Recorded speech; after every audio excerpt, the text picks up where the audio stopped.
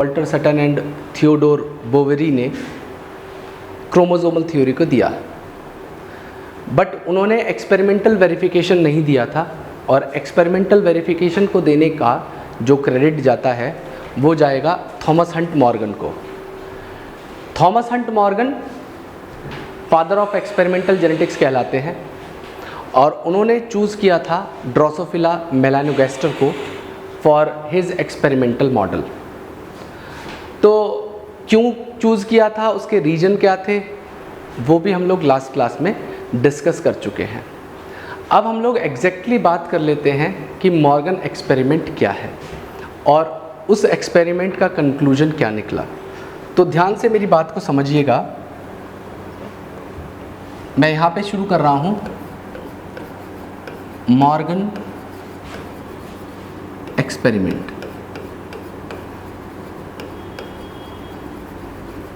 तो बेटा मॉर्गन ने डाईहाइब्रिड क्रॉस परफॉर्म किया था ड्रोसोफिला के अंदर। क्या परफॉर्म किया था? डाईहाइब्रिड क्रॉस को। और डाईहाइब्रिड क्रॉस के अंदर इन्होंने 2 पेयर ऑफ कॉन्ट्रास्टिंग कैरेक्टर लिए थे, जिसमें सबसे पहला क्रॉस जो किया था इन्होंने, जो क्रॉस नंबर 1 परफॉर्म किया था, वो yellow bodied white eyed female को क्रॉस करवाया था इन्होंने ब्राउन बॉडीड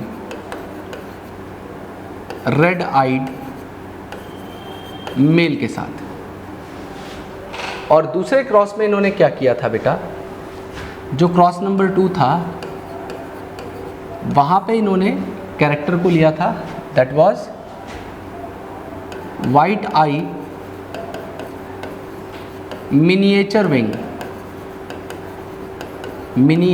विंग, और उसको क्रॉस किया था इन्होंने बेटा रेड आई लार्ज विंग के साथ। ठीक है।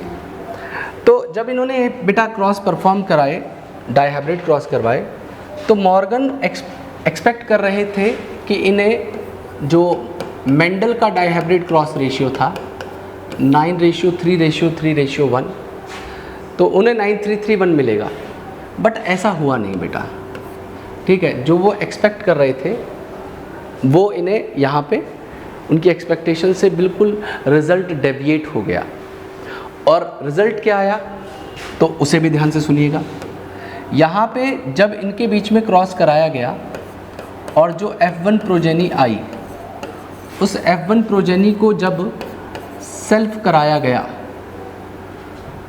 तो F2 जनरेशन या F2 प्रोजेनी आई,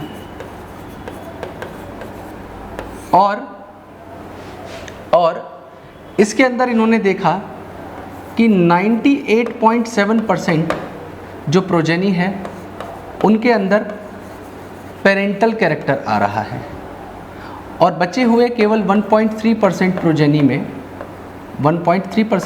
में रिकॉम्बिनेंट कैरेक्टर आएगा। अब मेरे कहने का मतलब क्या है कि इस वाली कंडीशन में यहाँ पे ये पेरेंटल कैरेक्टर है, सपोज करो येलो बॉडीड वाइट आइड, तो ऐसी ही प्रोजेनी एज इट इज़ यहाँ पे आ गई हो, या ब्राउन बॉडीड रेड आइड, मतलब ये पेरेंटल कैरेक्टर है और ये दोनों ही कैरेक्टर एक साथ जो है प्रोजेनी के अंदर आ जाए, तो ऐसी कंडीशन में बेटा उसे हम लोग कहेंगे कि यहाँ पे पेरेंटल कैरेक्टर आ गए हैं। मतलब यहाँ पे अगर जैसे रिकॉम्बिनेंट होता, तो रिकॉम्बिनेंट वाली कंडीशन में क्या होता कि एक येलो बॉडीड वाला इस पेरेंट से आए और रेड आइड जो कैरेक्टर है वो दूसरी ड्रोसोफिला से आए। तो जब 2 अलग अलग कैरेक्टर एक साथ होंगे, मतलब हाइब्रिड कैरेक्टर होंगे, तो उसे बेटा रिकॉम्बिनेंट कहते हैं। मतलब जिनके अंदर रिकॉम्बिनेशन होता है, जहाँ पे 2 अलग अलग तरीके के कैरेक्टर एक साथ प्रोजेनी में दिखते हैं, उस प्रोसेस को रिकॉम्बिनेशन कहते हैं। और यहाँ पे रिकॉम्बिनेंट बहुत कम आए, दैट इज़ 1.3%। मतलब अगर एज इट इज़ यही कैरेक्टर प्रोजेनी में एक्सप्रेस हो जाते हैं तो बेटा वो पेरेंटल है, और अगर इस तरीके से ब्राउन बॉडीड वाइट आइड या येलो बॉडीड रेड आइड अगर प्रोजेनी के अंदर आएंगे तो बेटा वो रिकॉम्बिनेंट कैरेक्टर हैं, और रिकॉम्बिनेंट कैरेक्टर हमें कितने मिले, केवल 1.3%। तो रिजल्ट कंप्लीटली डेविएट हो चुका था 9331 से। बट अब क्या हुआ, इन्होंने सोचा कि चलो भाई यहाँ पे रिजल्ट आ गया है, अब दूसरे वाले क्रॉस में देखते हैं वहाँ पे क्या होगा। तो जब बेटा इन्होंने क्रॉस नंबर 2 को परफॉर्म किया और यहाँ पे जो F1 प्रोजेनी आई, उस F1 प्रोजेनी को जब इन्होंने सेल्फ कराया और F2 जनरेशन का रिजल्ट देखा बेटा, F2 जनरेशन का रिजल्ट देखा, तो यहाँ पे 62.8% प्रोजेनी में पेरेंटल कैरेक्टर था और बचे हुए 37.2% प्रोजेनी में बेटा रिकॉम्बिनेंट कैरेक्टर थे या रिकॉम्बिनेंट थे। तो इसको देखने के बाद मॉर्गन काफ़ी शॉक्ड हुए कि भाई क्रॉस मैंने दोनों में ही डाइहाइब्रिड करे हैं, इसमें पेरेंटल कैरेक्टर आने हैं केवल 98.7% और यहाँ पे बच गए केवल 62.8%।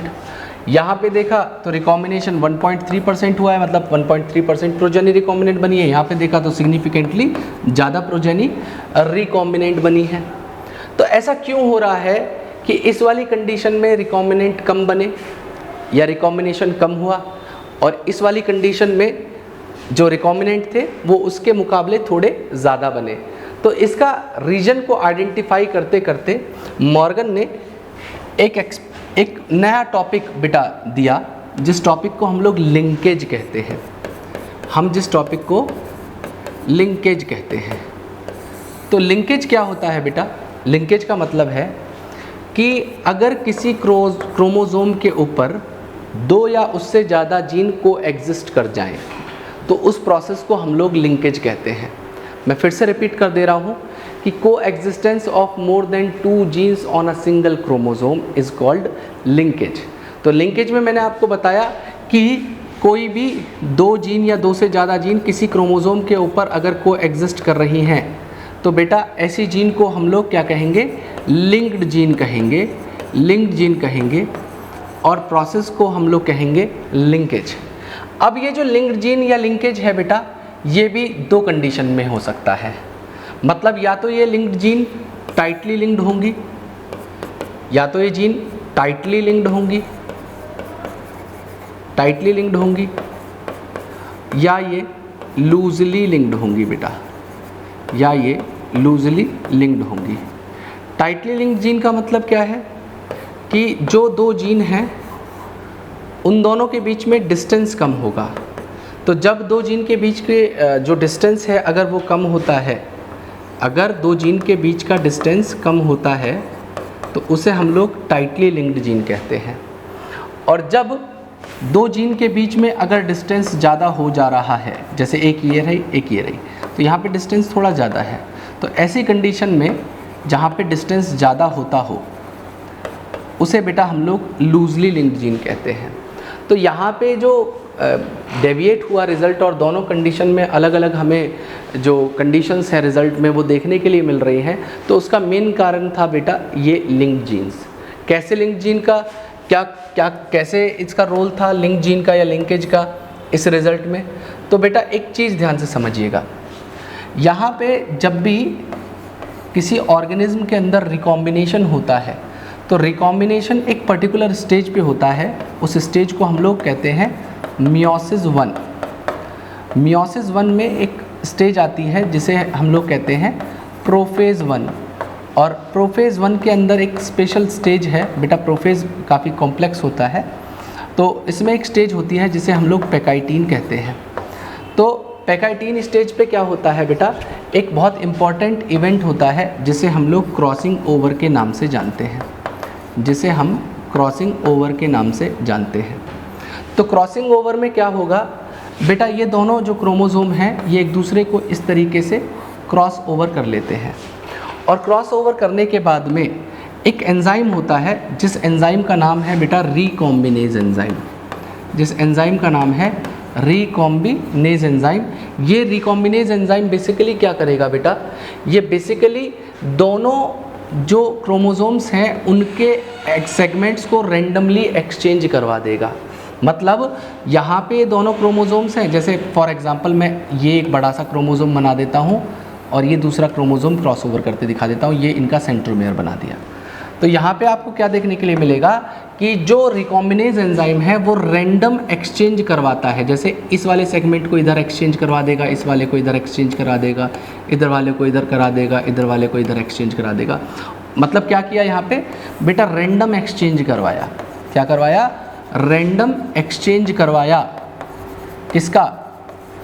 Of genetic segment. किसका? जेनेटिक सेगमेंट्स का रैंडम एक्सचेंज करवाया। तो इससे क्या होगा बेटा, एक नए तरीके का कॉम्बिनेशन बन के आएगा, और वो कॉम्बिनेशन जो बन के आएगा उसकी वजह से ही प्रोजेनी में वेरिएशन होता है। मतलब आप एक तरीके से इस बात को ऐसे समझ सकते हैं कि आपके बहन भाई हैं, लेकिन आपके जो सिबलिंग्स हैं, कंडीशन ये है कि वो सिबलिंग्स हैं, उनके पेरेंट एक ही हैं, लेकिन उसके बावजूद भी दोनों प्रोजेनी के अंदर बेटा मॉर्फोलॉजिकल डिफरेंसेस हैं। मतलब दोनों के पेरेंट्स सेम हैं लेकिन दोनों एक दूसरे से बिल्कुल अलग दिखते हैं। तो अलग इसलिए दिखते हैं क्योंकि जब पहला ऑफस्प्रिंग प्रोड्यूस हुआ होगा, उसके लिए जब गैमेट फॉर्मेशन हुई होगी, तो बेटा वो किसी और सेगमेंट पे रिकॉम्बिनेज ने एक्ट किया होगा, क्योंकि एक रैंडम एक्सचेंज है बेटा। और जब दूसरी प्रोजेनी के लिए गैमेट बना होगा तो किसी और पार्ट पे एक्सचेंज किया होगा, जिससे एक अलग तरीके का कॉम्बिनेशन बन के आ गया होगा। तो इसी तरीके से बेटा यहाँ पे क्या होता है, रिकॉम्बिनेज एंजाइम क्या करेगा, रैंडम एक्सचेंज करवा देगा। अब रैंडम एक्सचेंज करवाने में या रिकॉम्बिनेशन करवाने में इन लिंक्ड जीन का क्या रोल है, तो इस बात को ध्यान से समझिएगा मेरी बेटा, इस बात को मेरी बहुत ध्यान से समझिएगा। देखिए होता क्या है, अगर दो जीन हैं और उनके बीच में डिस्टेंस कम है और वो रिकॉम्बिनेशन करवा रही हैं, मतलब क्रॉसिंग ओवर के दौरान, तो ऐसी कंडीशन में प्रोबेबिलिटी ये बनती है कि ये दोनों जो जीन्स थी जो एक साथ को एग्जिस्ट कर रही थी, जिनके बीच में डिस्टेंस कम था, मतलब टाइटली लिंक्ड जीन थी, जब रिकॉम्बिनेज इसके ऊपर मतलब एक्शन ले, जब वो रैंडम एक्सचेंज करवाए किसका, जेनेटिक सेगमेंट्स का, तो ऐसी कंडीशन में ये कंडीशन बन सकती है कि इन दोनों सेगमेंट को एक साथ पिकअप कर ले और पिक करके एक्सचेंज करवा दे, और गैमेट फॉर्मेशन के टाइम पे ये दोनों जीन्स का इनहेरिटेंस एक साथ हो जाए। मतलब ये जो दोनों जीन्स हैं, इन दोनों के बीच में डिस्टेंस कम है, टाइटली लिंक्ड है। रिकॉम्बिनेज ने जब एक्शन लिया तो क्या हुआ कि जब वो कट कर रहा था तो ये दोनों जीन्स के बीच में डिस्टेंस कम होने के कारण रिकॉम्बिनेज ने इस पूरे सेगमेंट को पिक किया जिसमें ये दोनों जीन को एग्जिस्ट कर रही थी, तो ऐसी कंडीशन में क्या होगा, जब ये दोनों जीन को एग्जिस्ट कर जाएंगी तो इनका गैमेट फॉर्मेशन में ये दोनों का इनहेरिटेंस एक साथ होगा, और जब वो गैमेट फ्यूज़ करके प्रोजेनी बनाएंगे तो ये दोनों जीन्स का इनहेरिटेंस होने की वजह से इन दोनों का एक्सप्रेशन भी एक साथ होगा, और एक्सप्रेशन होने की वजह से ये जो क्रॉस नंबर 1 था, यहाँ पे क्या हुआ, पेरेंटल कैरेक्टर ज़्यादा आए।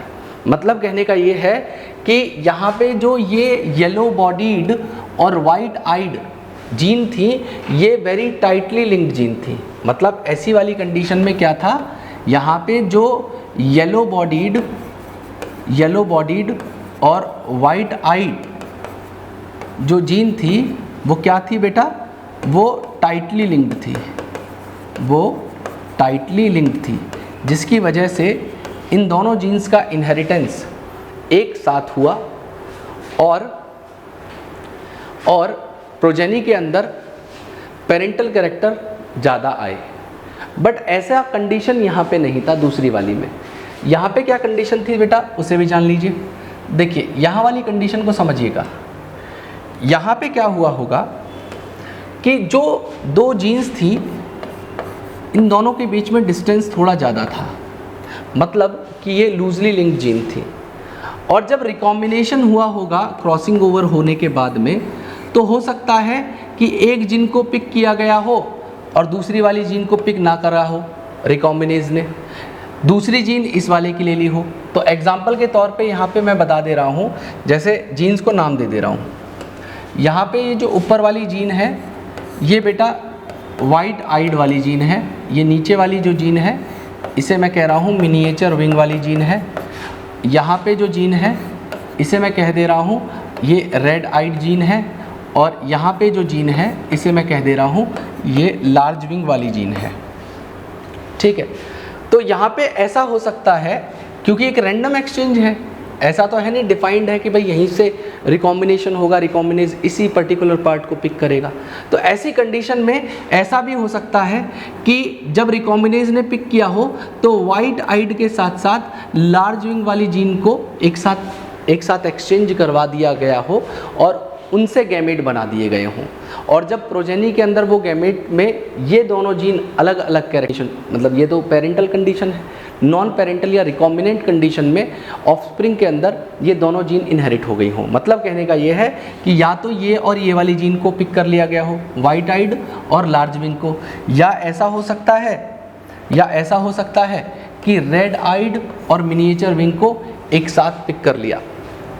ठीक है, किसको? रेड आइड और मिनिएचर विंग को पिक कर लिया, जिसकी वजह से यहाँ पे जो प्रोजेनी आई उसके अंदर अगर आप देखेंगे तो रिकॉम्बिनेंट 37.2% है। तो ऐसी कंडीशन में हमने क्या देखा, जहाँ पे जो येलो एंड वाइट थी ये क्या थी? टाइटली लिंक्ड जीन थी। और यहाँ पे क्या देखा हमने कि जो बेटा वाइट आइड और मिनिएचर विंग वाली जीन है, वो बेसिकली क्या थी? लूजली लिंक्ड थी, और लूजली लिंक्ड होने की वजह से यहाँ पे इन दोनों के बीच में डिस्टेंस ज़्यादा था, और रिकॉम्बिनेशन जब हुआ तो दो अलग अलग कैरेक्टर वाली जीन्स का इनहेरिटेंस एक साथ प्रोजेनी में हो गया, और उसकी वजह से नॉन पेरेंटल कैरेक्टर इसके मुकाबले थोड़े ज़्यादा आए। तो ये एक रीज़न था डिस्टेंस का। तो हमने क्या एक चीज़ देखी बेटा, हमने क्या सीखा यहाँ से? ध्यान से समझिएगा मेरी बात को आप। यहाँ से हमने किस चीज़ को सीखा?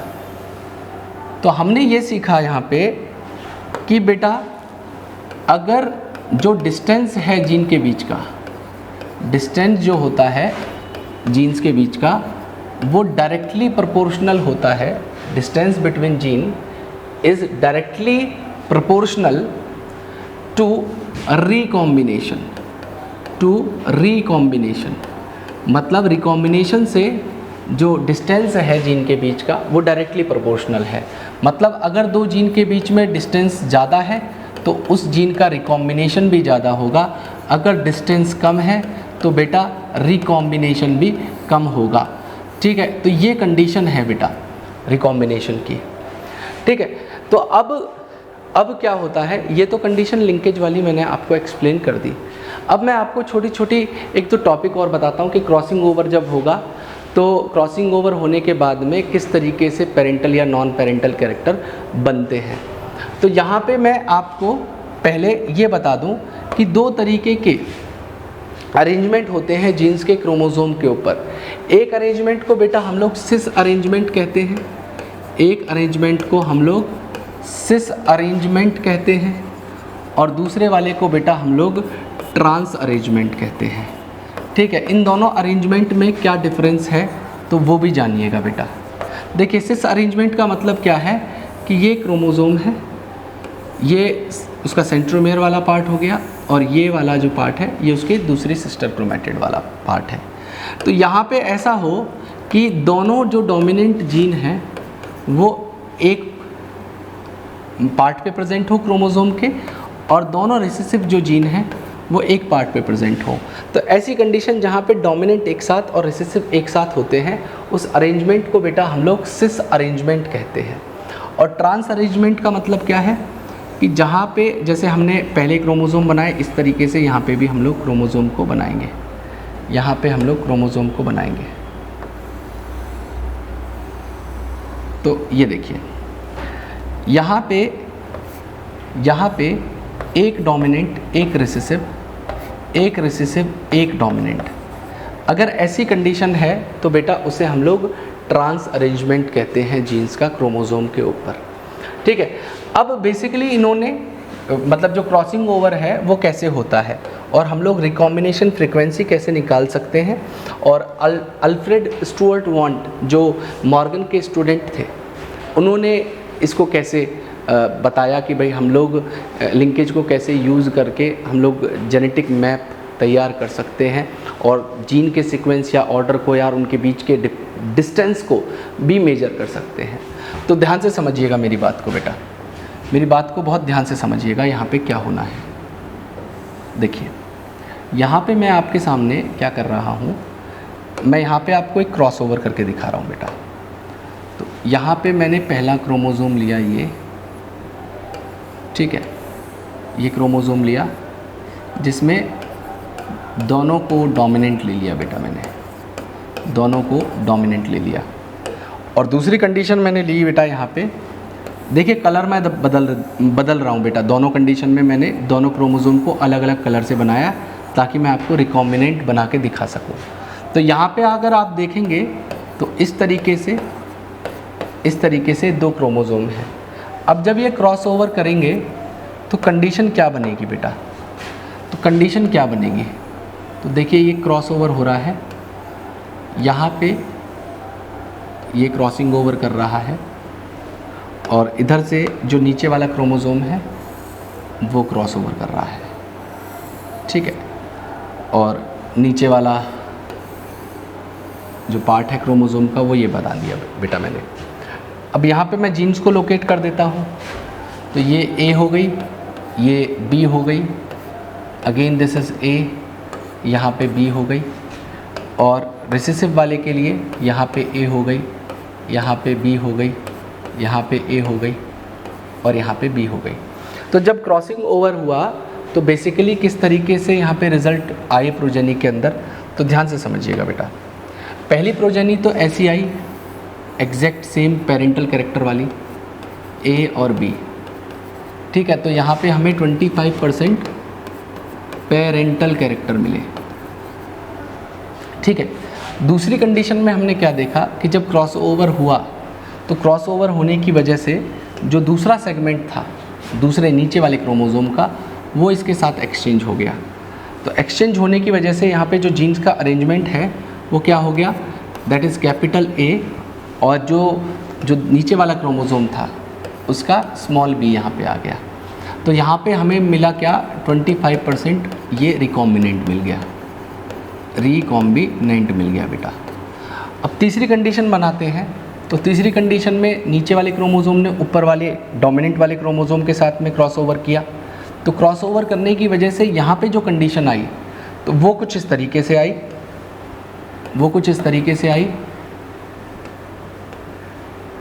कि यहाँ पे एक तो हो गया हमारा recessive character, that is small a, और इसके साथ एक्सचेंज हुआ था तो कैपिटल बी यहाँ पे आ गया। तो इस कंडीशन में ध्यान से समझिएगा मेरी बात को आप, इस कंडीशन में हमें फिर से क्या मिला, 25% बेटा रिकॉम्बिनेंट मिले। और लास्ट कंडीशन अगर हम देखें तो यहाँ पे एज इट इज़ वो क्रोमोसोम ऐसे ही रहा, उसके अंदर कोई बदलाव नहीं आया। तो यहाँ पे हमने देखा 25% यहाँ पे फिर से पेरेंटल कैरेक्टर आ गए। तो हम लोग को अगर पता हो कि कितनी प्रोजेनी बनी है और उन प्रोजेनी में कितने ऑफस्प्रिंग जो हैं वो रिकॉम्बिनेंट हैं, तो हम लोग बेटा रिकॉम्बिनेशन फ्रीक्वेंसी या क्रॉसिंग ओवर वैल्यू निकाल सकते हैं। इसका मैं क्वेश्चन भी करके दिखाऊंगा आपको, बहुत इजी क्वेश्चन होते हैं। तो देखिए मैं आपके सामने क्या कर रहा हूँ, अब रिकॉम्बिनेशन फ्रीक्वेंसी इस क्रॉस के लिए निकाल के दिखा दे रहा हूँ बेटा। इस वाले क्रॉस के लिए रिकॉम्बिनेशन फ्रीक्वेंसी को मैं बता दे रहा हूँ। रिकॉम्बिनेशन फ्रीक्वेंसी, या हम इसे कहते हैं क्रॉसिंग ओवर वैल्यू, इसे हम कहते हैं क्रॉसिंग ओवर वैल्यू या COV, ठीक है, क्रॉसिंग ओवर वैल्यू या COV। अब यहाँ पे क्या होगा, अगर हमें रिकॉम्बिनेशन फ्रीक्वेंसी निकालनी है, रिकॉम्बिनेशन फ्रीक्वेंसी निकालने के लिए एक फॉर्मूला आपको यूज़ करना होगा बेटा। फॉर्मूला क्या है, it is number of recombinant number of recombinants upon total number of offspring, total number of offspring into 100। तो यहाँ पे देखिए हमें टोटल 4 प्रोजेनी मिली जिसमें से 2 रिकॉम्बिनेंट थी, है ना। तो हम क्या करेंगे, 2 हमें क्या मिली, रिकॉम्बिनेंट मिली, टोटल प्रोजेनी कितनी है, 4 है, इनटू 100 कर देंगे बेटा। तो यहाँ पे हमें देखने के लिए मिलेगा क्या, यहाँ पे जो रिकॉम्बिनेशन फ्रीक्वेंसी आई वो बेटा 50% आई, ठीक है। और हम इसको ये भी बता सकते हैं कि जो जीन्स के बीच का डिस्टेंस है वो बेटा 50 सेंटीमॉर्गन है, या हम कहें तो 50 मैप यूनिट है, ठीक है, मैप यूनिट है। अब ये क्या होता है सेंटीमॉर्गन, तो ये भी ध्यान से सुनिए। देखिए अगर हम लोग 2 जीन के बीच का डिस्टेंस निकालना चाहते हैं या मेजर करना चाहते हैं, मैं क्या बता रहा हूँ कि यहाँ पे आपके पास में 2 जीन हैं, ए और बेटा बी। अब इन दोनों के बीच के डिस्टेंस को आप पता करना चाहते हो, तो आप इसे मेजर करने के लिए एक यूनिट का यूज़ करोगे जिसे बेटा हम लोग सेंटीमॉर्गन कहते हैं, स्मॉल सी कैपिटल एम। क्या है इसका मतलब, इसका मतलब है सेंटीमॉर्गन। सेंटीमॉर्गन का मतलब है अगर हम 2 जीन के बीच के डिस्टेंस को मेजर करेंगे तो बेटा वहाँ पे जो यूनिट यूज़ होगी वो सेंटीमॉर्गन यूनिट है, ठीक है। तो यहाँ पे हमने देख लिया रिकॉम्बिनेशन फ्रीक्वेंसी कैसे आई। अब इस फॉर्मूले को कैसे और यूज़ किया जा सकता है। फॉर एग्ज़ाम्पल आपको एक क्वेश्चन आता है, आपको एक क्वेश्चन पूछा जाता है कि 2 जीन्स हैं, ठीक है, ए और बी जीन, और यहाँ पे जब इन्हें क्रॉस करवाया गया क्रोमोसोम्स को तो टोटल 700 पेरेंटल कैरेक्टर आए आउट ऑफ 1000 प्रोजेनी, ठीक है। तो इस कंडीशन में आप बताएं कि ए और बी के बीच का जो डिस्टेंस है वो डिस्टेंस क्या होगा, ए और बी के बीच का जो डिस्टेंस है वो क्या होगा।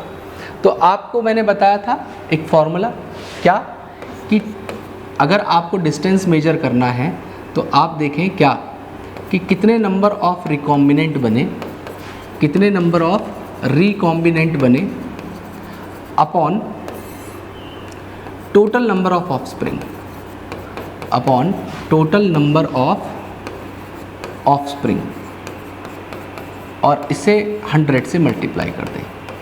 तो यहाँ पे क्या होगा, आपको देखने के लिए क्या मिलेगा बेटा, अगर आप देखें तो 700 पेरेंटल है 1000 प्रोजेनी में से, तो 1000 माइनस 700 इज इक्वल टू 300, मतलब 300 ऐसी प्रोजेनी है जो बेसिकली रिकॉम्बिनेंट है। तो इसमें हम लोग क्या करेंगे, 300 अपॉन टोटल नंबर कितनी थी 1000 इंटू 100, ठीक है बेटा। तो यहाँ पे हमें जो जीन के बीच का डिस्टेंस निकल के आया ए और बी के बीच का वो है बेटा 30 सेंटीमॉर्गन। क्या है, 30 सेंटीमॉर्गन। इसी तरीके से आपको क्वेश्चन पूछा जा सकता है कि आप सीक्वेंस ऑफ जीन बताएं, तो सीक्वेंस ऑफ जीन बताने के लिए किस तरीके का क्वेश्चन आएगा।